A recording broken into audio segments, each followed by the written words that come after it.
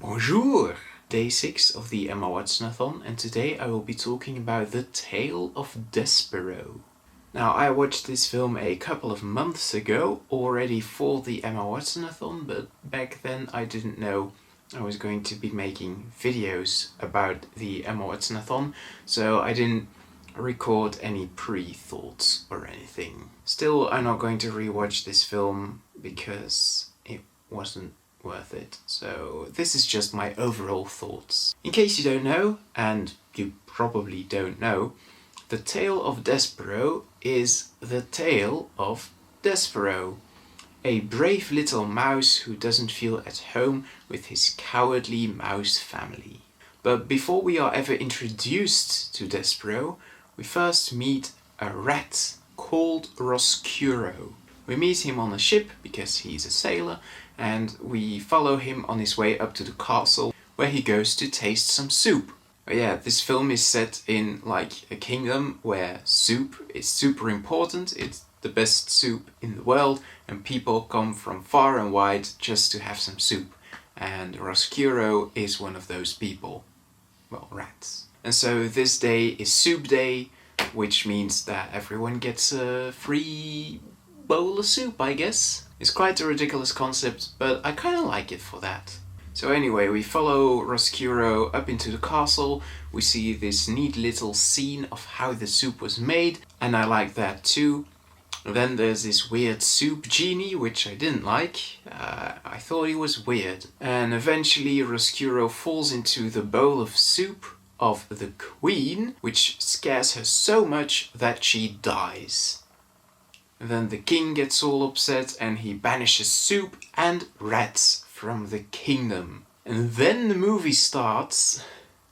All of that happened before we meet our protagonist, which was odd, especially because the film is named after him.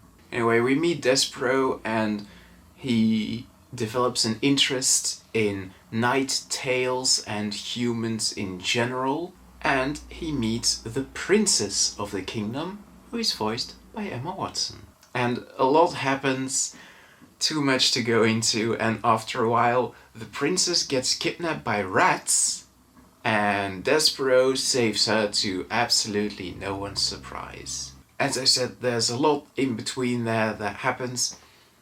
Things get crazy. For example, there's this side plot about a maid who is very obviously neurodivergent, and the movie doesn't handle that well at all. She wants to be a princess, and one of the rats, I think it was Roscuro in fact, uses that to help to make her kidnap the princess. And at the end of the film she finds her long lost father for some reason. Like, if it doesn't feel forced, but just like it doesn't belong in the film. Also, Roscuro starts out as a good guy, but then he gets a villain arc, and then a redemption arc, all in the same film that's like 1.5 hours long. Yeah, the plot is all over the place. And then there's the animation, which looks very dated and ugly. The animals are fine, but the humans just look horrendous. And I don't think it's the animation itself, it's more the character design. And for the record, this film came out in 2008, which is almost 15 years ago, so I guess you might just blame it on the fact that the movie's old. But in 2008, WALL-E came out. Like, that movie looks perfect. So age doesn't really excuse anything in this case. Finally, there's the voice acting. This movie had some pretty big names like Dustin Hoffman, Sigourney Weaver, and of course Emma Watson. The voice actors don't do anything wrong, it's just really clear that they're only there to get a quick paycheck. They didn't sound very interested, they didn't sound very passionate. And by the way, if one of these actors is like, oh yeah, The Tale of Despereaux, that's like my favorite film that I've ever done, then I do apologize, but I don't think that's going to happen. Emma Watson was fine, her performance isn't outstanding, it's just a bit bland.